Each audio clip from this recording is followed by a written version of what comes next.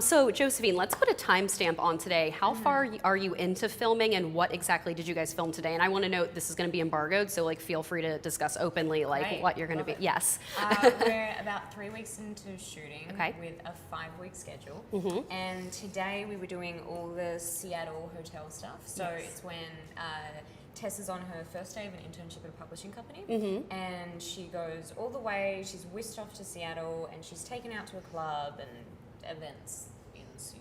Yeah. So what was the last scene you shot in After, and then what was the first scene you shot in After We Collided, to give us some perspective? I don't know whether officially this was the last scene we shot, but the last scene we shot was the aquarium sequence of the montage. Oh, so cute.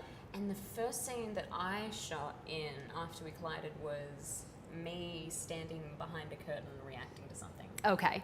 Yeah. So I'm a huge fan of the books. I've read all the books. I know you have as well. Have you read all of them? Or okay. So obviously, like, it's kind of more of an R rating in the books. The first film was rated PG-13. We have an R rating the second time around. Has it been tonally different on set for you now that you have an R rating in the sequel? Yeah, and I think a lot of that is because of our director, Roger Campbell. It's amazing. There's a lot more. There's a lot more humor in this film. There's a lot more intensity in this film. There's swearing because we're allowed to swear now because it's R-rated. So there's definitely been a tonal shift, and I think everyone's felt that. Right. So obviously after like the major worldwide success, you guys winning your 3 Teen Choice Awards, what was the reunion like for you and Hero when you got back on set for After We Collided? I'm trying to remember what we actually, when the first time, I can't remember if it was at the hotel or if it was at like rehearsals, but it was it was basically a hi, how you doing? It was nothing dramatic with flowers and You're right. And I haven't seen you out. Yeah. Yeah. Exactly. You're like, it wasn't dramatic. We're just like, hey, what's up? Yeah. So obviously with the emotional events that ended in the first movie, Tessa's in a super like deeply emotional state for the sequel. So I'm wondering, like, when you and Hero are doing some of those particularly emotional scenes, when Roger yells cut, do you like immediately go back into Josephine, or do you have to like take a bit to kind of like due to the downtime? Honestly, we haven't gotten into a lot of the super emotional stuff in this film yet. So we've been lucky in that respect, but the stuff we've done so far, it's not, I don't really require like that much of a transition period. It sort of depends. Sometimes you want to stay in it if it's a really emotional scene and you're shooting it over like 12 hours, but if it's only sort of emotional when you're doing it over 2 hours. Right. So yeah, it's not hard to answer your question. It's not hard to like snap back and forth. Yeah. Right. Well, Tessa's last question. Tessa's obviously like, she thinks she knows what she wants in life until she meets Hardin, and I'm just wondering, like, is there something about Tessa that maybe you like took with you after the filming of the first movie? Is something about her that like sticks with you? I thought you were going to say physically. Like, oh yeah. Did you? No. I don't know if you've already been asked that. What have I taken from her? I think like anything from maybe like Hardin's room or something, or like maybe like a wardrobe piece or something that you took? There was a really gorgeous green slip dress that she was going to wear. I was like, I don't remember that in the movie. No, because she was going to wear it for one of the scenes, the wedding scenes, and it was tailor made and it was like custom fit to me, and they didn't end up using it. They used another dress. So I got to steal that. Oh, but, perfect. Yeah, I think that's the only. I mean, emotionally, what have I taken? Yeah, that's like probably a more interesting answer. I just maybe like her sense of confidence. I don't know. I think that's a good lesson for everyone to take. Just be who you are and don't be afraid to be yourself and make choices and Yeah. Well, thank you so much for your time. You go. I won't know that you're like, I'm so exhausted. I'm gonna get back to my like trailer and chill for the rest of the day. I'm gonna get a glass of wine myself. I'm just so sorry we only had 4 minutes. No, it's fine. I'm happy that you like gave me any time at all. Like, so because I know you've had like such a long day, so I really appreciate it. Yeah. No, I appreciate it. Yeah. Thank you. Thank you so much. It was cool to interview you in your club dress. So give me a timestamp. Where are you guys today in filming? What are you going to be filming today while you're here? I think we might be bang on halfway through. Like I think we are exactly halfway through. We're filming stuff to do with all the times where basically the first scene in which Hardin and Tessa actually see each other in the second film, when Tessa's away on a trip with Fiennes Publishing, on like a work trip. Okay, so I mean, when it was announced that Roger Kumble was directing this one, Cruel Intentions is legit my favorite movie of all time. I know everyone says that, but I'm like, no, like it is my favorite movie. So I was curious, did you pull any? I don't know if you've seen the movie, but have you seen the movie? I saw the movie. Okay. I obviously knew a lot about it, and I saw it after I realized he was directing. But Okay. there were a lot of. Like, do you feel like similarities between Sebastian and like Hardin at all, or? I can see how there obviously are. Yeah. But I didn't obviously base anything off it or take anything away. But Sure. 100% there are similarities between those characters. Yeah. But yeah, the first film was used a lot in reference when we were shooting the first one. Sorry, Cruel Intentions was. Yeah. And yeah, it was obviously very fitting to have him here for the second, with Selma as well. Yeah.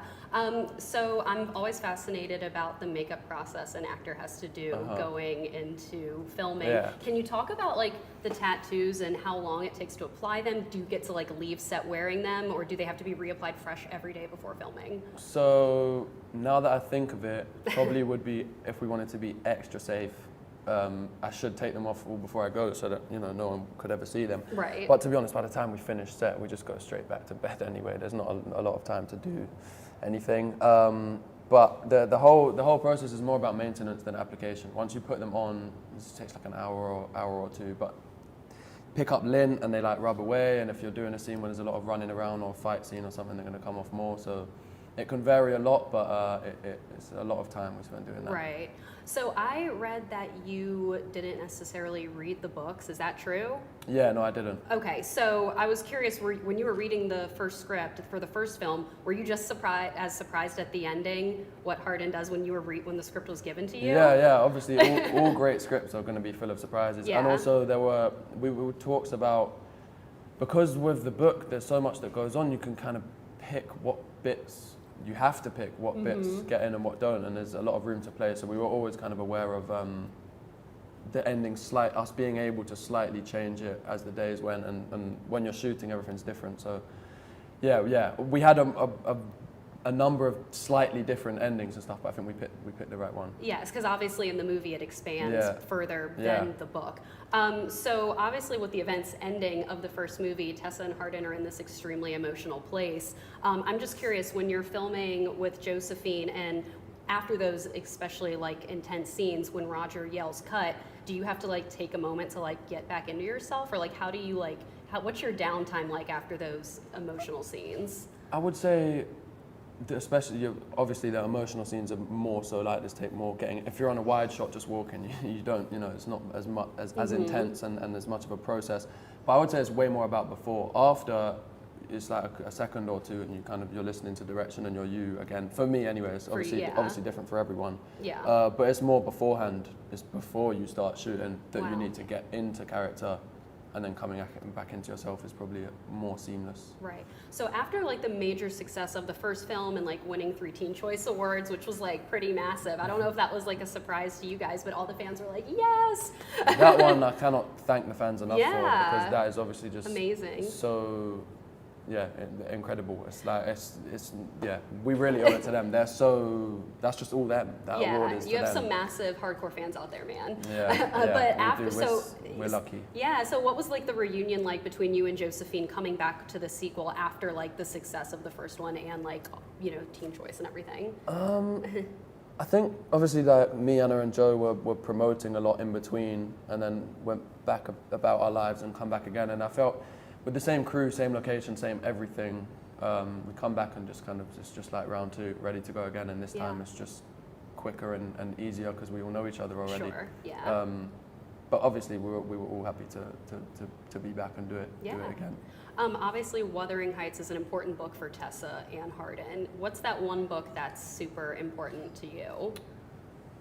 I really don't, and I should have a book like that, but I don't really have a specific favorite. I remember reading Curious Incident of the Dog in the Nighttime when I was young. I remember my dad read it to me and then I reread it later, And that was really interesting to me. But I don't know why I've never like attached to reading. I grow older, and I literally said to Candice, who plays Kimberly, we were talking about a good book to just get back into reading on. She said she hadn't for a while and read The Alchemist. And said that really got her back into reading. So I'm gonna give that a go. Yeah, I recently just read this book called Where the Crawdads Sing. It was like on Reese Witherspoon's book club, and it was so good. I think she's like co-producing the movie. I wasn't a big reader, and like I read that, then I read the after books, and then that would be a good one. Yeah, it's like a good thriller, kind of like On Girl. I don't yeah, know if that's your thing. Yeah. No, exactly. We were specifically talking about thrillers being the kind of book I'd want to. Then maybe you'd like it. Yeah. Yeah. I'll give it a go. All right. Well, thank you. This Thank was you so awesome. much. Well, congrats on being Trevor. Thank you. This is amazing. So give us a timestamp today and where you are in filming and what you've been filming today. Because this obviously, just want to say this is all going to be embargoed closer to the film's release date. Well, I'm almost done filming, actually. Okay. We've almost shot all of Trevor's scenes. I have about 3 days left to go.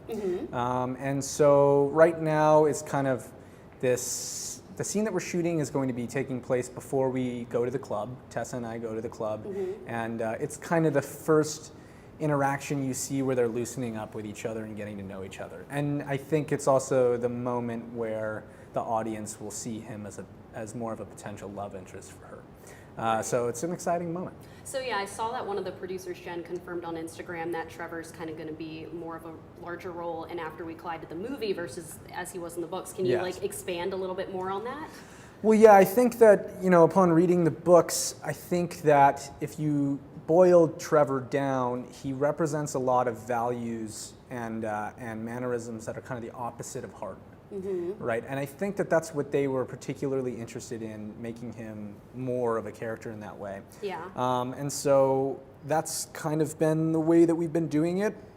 I've talked to Anna at great length about how to retain the character perfectly while also adding some of my own spin into it, obviously, as an actor. And I think that we've hit a really good stride. I'm excited for more Trevor now that you're in the film. Yeah. So I'm excited to see what's in store for the fans and everybody. So I guess walk me through the process of being cast as Trevor. Like, so did you read the books? It sounds like you... I did not. You did not read the books. I did not read the books. I play a lot of video games. It takes up a lot of my time. Ooh, okay, so that's priority. But you obviously had the conversations with Anna about like what you wanted to do for Trevor, especially with the love triangle angle. Of course. I mean, in terms of Trevor, like you've noted, he wasn't such a large part of the books. So Anna and I went through his character extensively, right? Without getting into bigger details, we went through. And that I found was more helpful to me as it was able to refine, I think, who he was. Yeah. And so, yeah, we've just been kind of diving into that. But no, I have not read the books yet. Okay, so Wuthering Heights is obviously an important book for Hardin and Tessa. Yes. What's that one book for you that's really important? That one book for me, I would say Cormac McCarthy's Blood Meridian. That one really sent me over the moon when I was reading. Not only did I find that he was able to suspend himself as an author, but also tap into another version of himself as an author that was interesting and intriguing, and I actually found it very akin to acting. And so that opened my eyes in a lot of ways. That, and it's just a fucking awesome book. Really? I mean, it's so well written. So, yes. Can you tell us how many fucking Trevors there's going to be in the movie? I will say that they do make a big moment of it.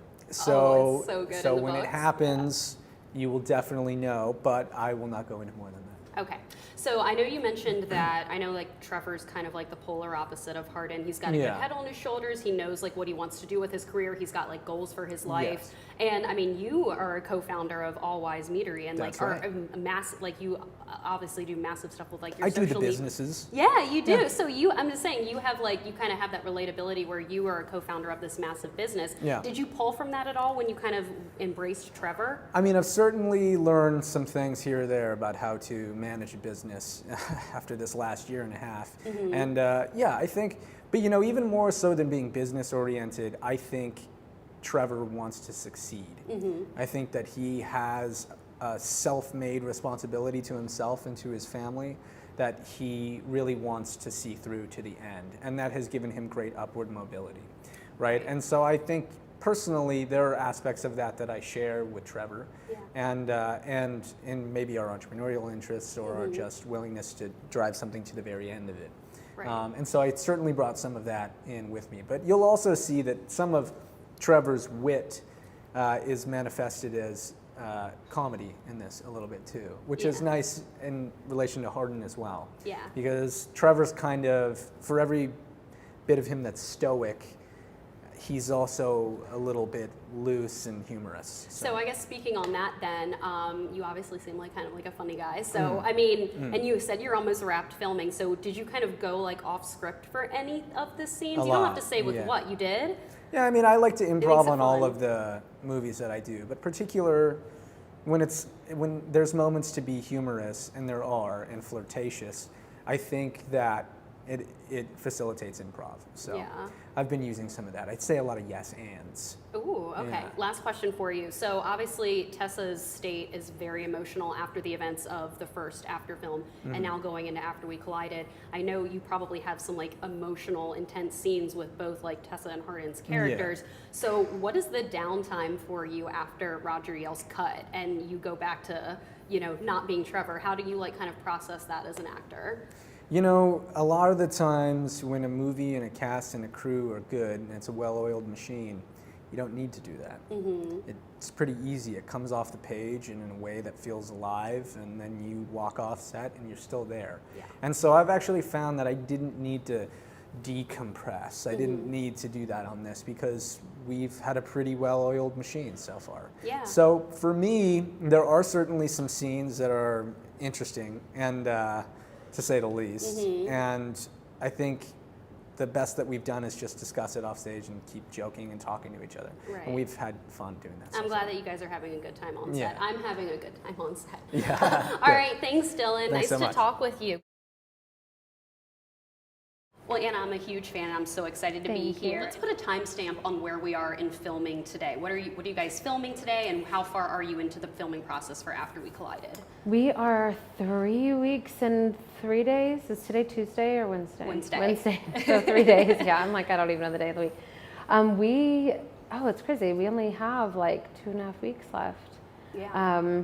We filmed a lot of stuff. In the beginning, we filmed, the first week was all just heavy, like hardened emotional things, nightmares, all these like assault scene, just heavy. The first week we were all like, we're so dead on our feet. What's wrong with them? We're like, oh, we filmed all the heavy stuff. Yeah. And then now we're to the like chill part and then the sexy parts. Yeah. So we're in the best part right now. Awesome. Okay, so there's tons of fandom and fan accounts out there. My favorite one are two girls, Karen and Ellen Hessenators on Yes, Instagram. yeah. I love those girls, and they were wondering, since you co-wrote the script this time around for After We Collided, how was the process in transitioning from the first movie? Whereas, of course, you wrote the novel and the story, but not necessarily the screenplay. But now you're a co-writer. So talk about that transitioning process for this film. It was a little difficult, I'm not gonna lie, because a lot of the stuff that we set up in the first film just changed the course of a lot of characters that during the process we knew and we were aware of, but we just we couldn't do anything about it. Right. And so we spent a lot of time kind of trying to undo some of the things or figure out a way to make them make sense. And sometimes it's hard for me because I have like the fans in my ear, and that's who I need to like protect and like preserve what they love. But then there are times where I have to make a choice that I know they're not gonna like, but they will when they see the film, they're gonna love it. But if I tweeted, hey, I just changed it, like they would totally freak out. But when they see the product, they're going to be so happy, especially the transition. It's just a totally different film. The first one was beautiful and soft, and Joe and Hira's chemistry was obviously incredible. And now we just turned up the volume and we have like scene after scene of just drama. It's like the book. Right, and speaking of the fandom, I mean, like, we live in an interesting world where like people literally want daily updates on what's going on, and you guys have been like so generous of like giving content to people even though you're only like a couple weeks into filming. So I'm wondering what the process is between you and Roger Cumble and because a book and a movie are two different mediums. So something might work well in a book but not necessarily in a movie and the other way around. So can you talk about like the process of changing anything like for when you're doing a movie and basically being in that world of like trying not to upset fans, but also making your story work on screen? Yeah, let me think of a specific example. I mean, the Zed character, for example, is a like very big change, which was a big change from the first film where it's so funny when the fans are like, the love triangle. I'm like, this isn't a film or a book that has a love triangle. It's It's always always Hardin and hard in Tessa. Tessa. There's just complications that fuel their story and are Right. motivators for them to like get back together or break up or both. Right.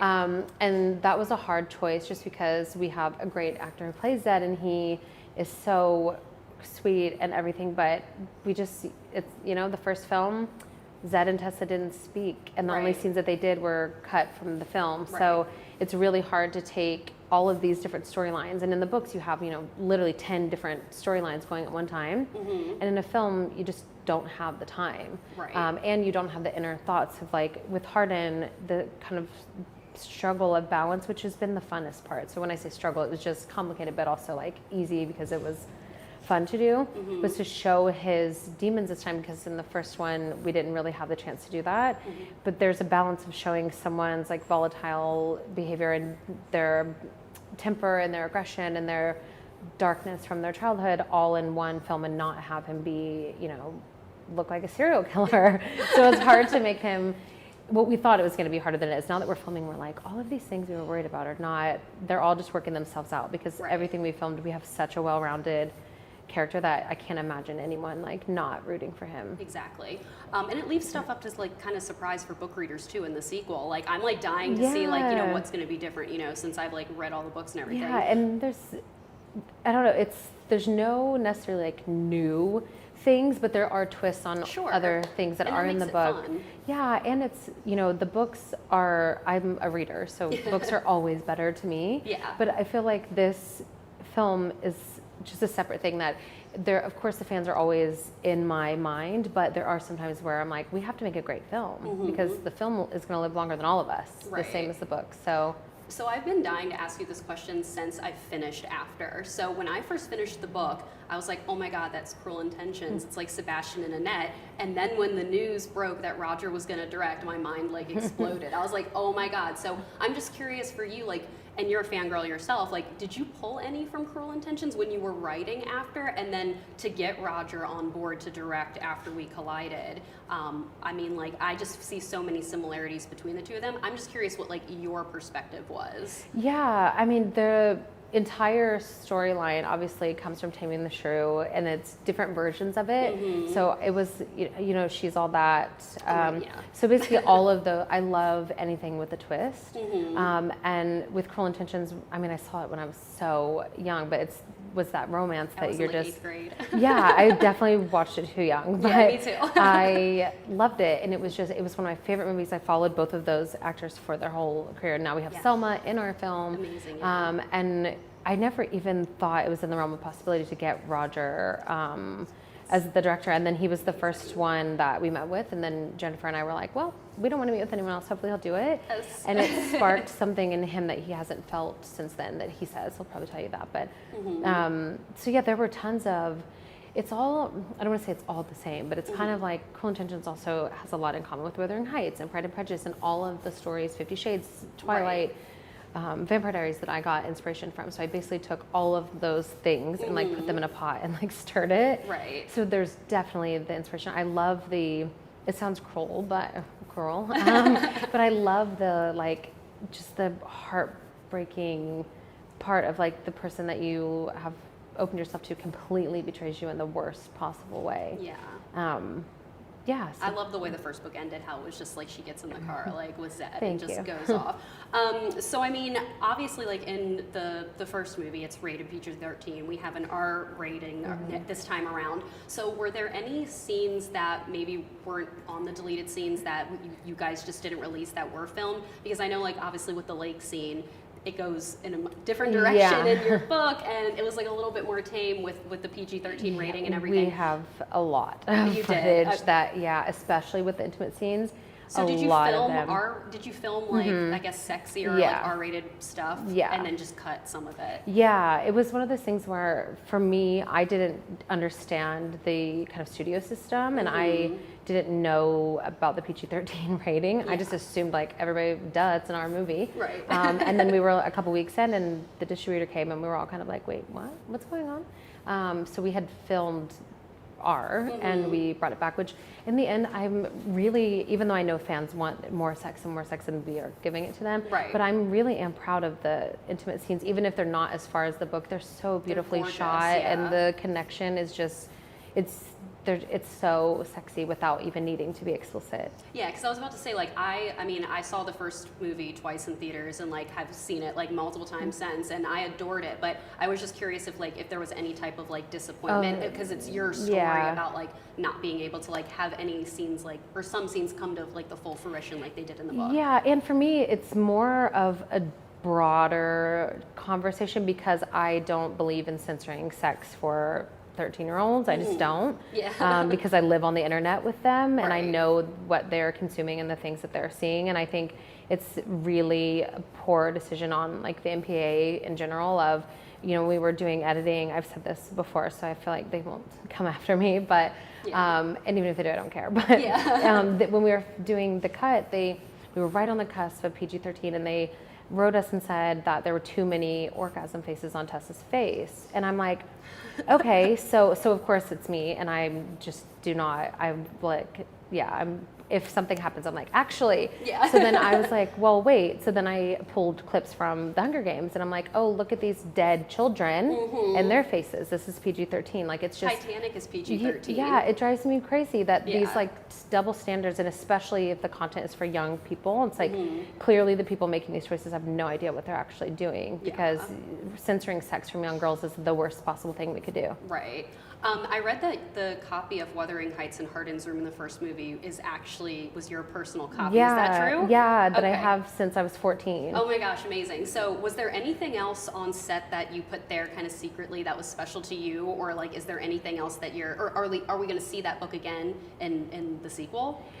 Yes, yes. It's a duplicate of mine. The only reason I won't bring mine in again is because it kind of got lost for like a week, and I was totally freaked out because I've had it since I was 14. It's my first one, and it's like damaged, and so I was like, well, this time can we just recreate that? 'Cause I don't want to lose it again. Right. I see. But yes.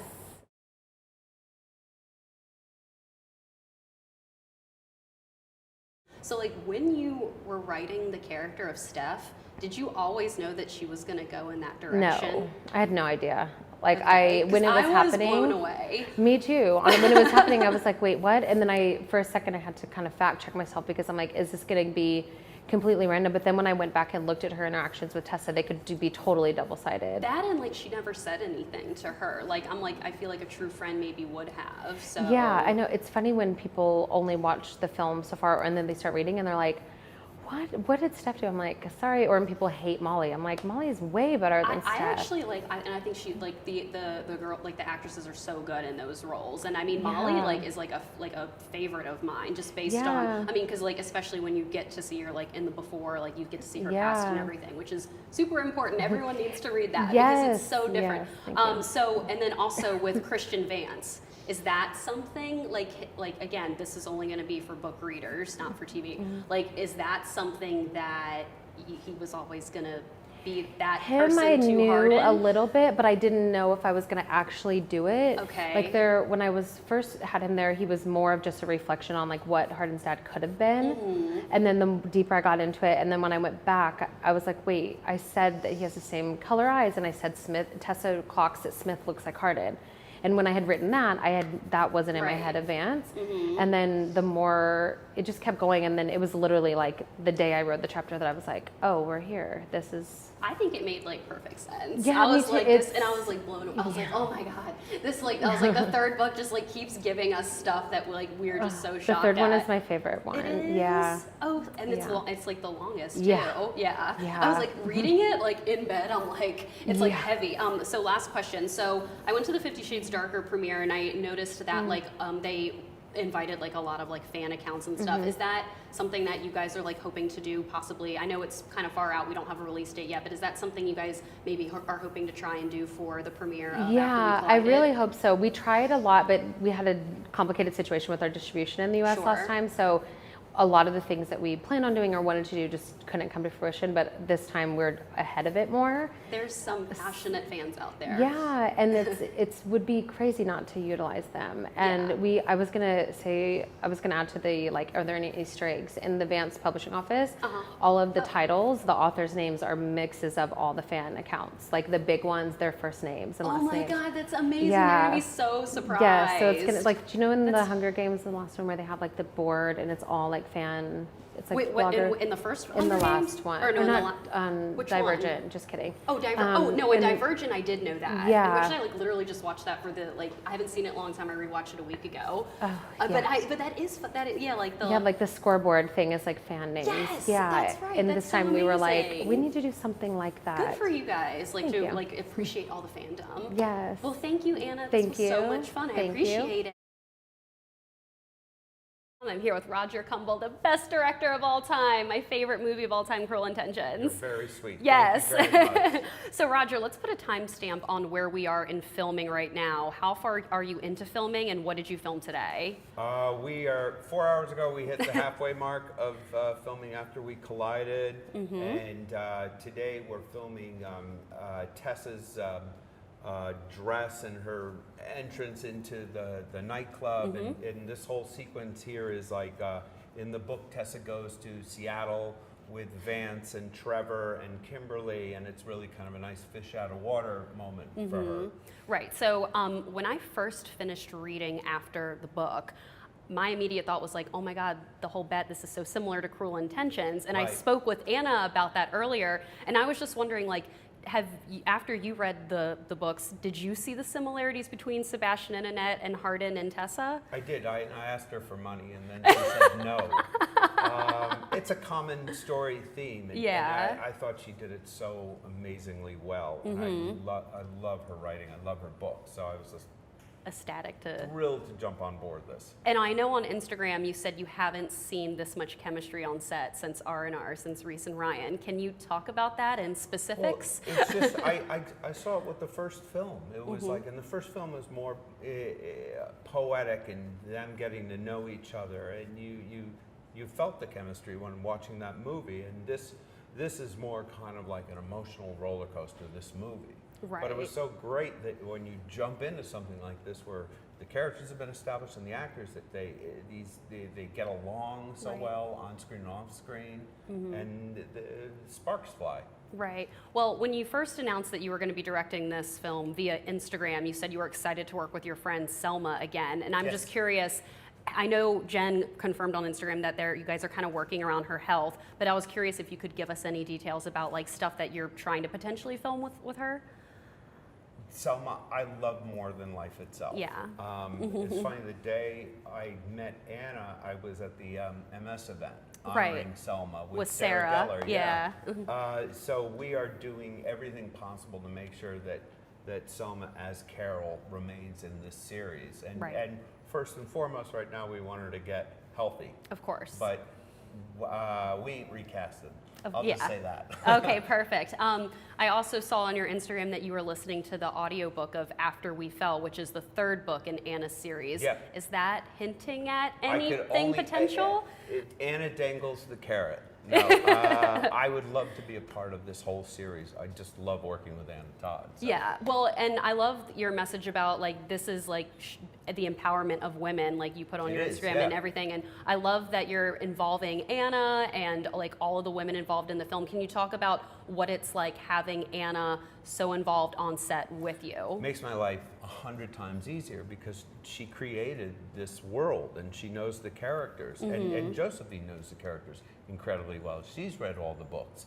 So it just makes it easier when we're doing a scene, like even, we call them Easter eggs, like little things that like only the fans would get. And Right. and I'm like, hey, what's an Easter egg? And I could ask Josephine or Hero or Anna, and that's what makes it great. But everything comes from a place of like, Tessa's empowerment. Right. So we live in a world where fandom is great, and they want, updates every single day, but that can also kind of like hurt sometimes. I know, especially because like we're talking about a book, transferring it to a movie, and sometimes things don't always end up being exactly like the book. So I was talking with Anna about this earlier. So what's the balance of kind of listening to the fans, but also potentially changing things for the movie so that it plays well more on screen? I think that's a great question. It was one of our challenges when we started just restructuring the latest screenplay. And, right.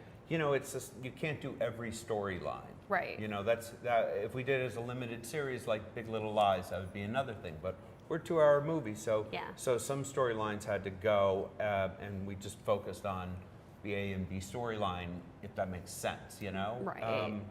Yeah. So, I mean, obviously with the events of after the movie, Tessa and Hardin are in a much more like emotional place, especially Tessa. And I'm sure that there's like a lot of emotional scenes, maybe even more so in this time around. You seem to like to have fun on set and keep things light, but how is it when you cut after, Hero and Josephine have filmed such an emotional scene? How do you keep things light on set after that? I actually find it's a lot, when I'm doing the dramatic scenes, it's a lot easier. I can joke around. Really? It's when I do the comedy scenes that I get very intense and serious, because the comedy is all about the timing. Yeah, and we're trying to infuse the like Cruel Intentions. I always say this movie is like genre defined. Like you can't go to even though they don't have video stores anymore, you don't want to put it in a certain, a drama or a comedy or a romance or it's everything. That's After has so everything. Yeah, Yeah. It does. And that's what I was so attracted to this book. Yeah. No, well, thank you so much for your time. I Oh, really absolutely. appreciate this, and it was like so much fun to watch you guys Oh, film today. it's a I'm so blast excited hanging for the out with them. movie. I am too. Thank you, Roger. Thank you.